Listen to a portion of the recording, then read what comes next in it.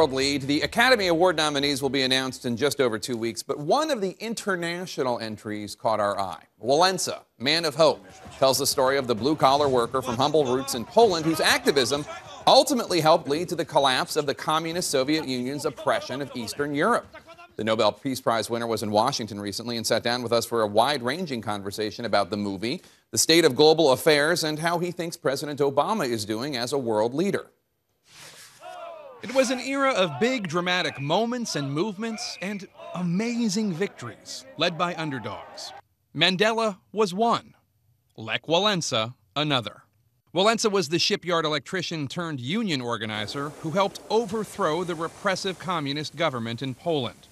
Imprisoned in the early 1980s, the leader of the Solidarity movement went on to win the Nobel Peace Prize in 1983 and became the first democratically elected president of Poland in 1990. His story is once again the hope of Poland. Although this time the stakes are considerably lower, a new biopic, Wałęsa, Man of Hope, telling his life story, is chasing Oscar Gold. It will be Poland's submission for Best Foreign Language Film. Did they get it right?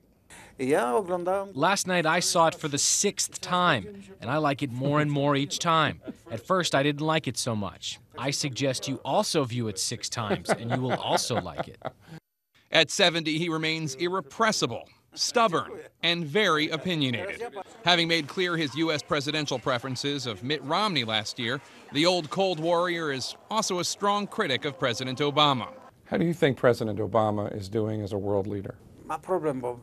When he was elected, there was great hope in the world. We were hoping that Obama would reclaim moral leadership for America, but that failed. America does not lead the world in the area of morality. In terms of military, yes, no question about it. Economically, it's getting weaker. But in terms of politics and morality, America no longer leads the world. What has President Obama not done that he should have done in terms of leadership? We have to do everything that we can to recreate, to reclaim America's role.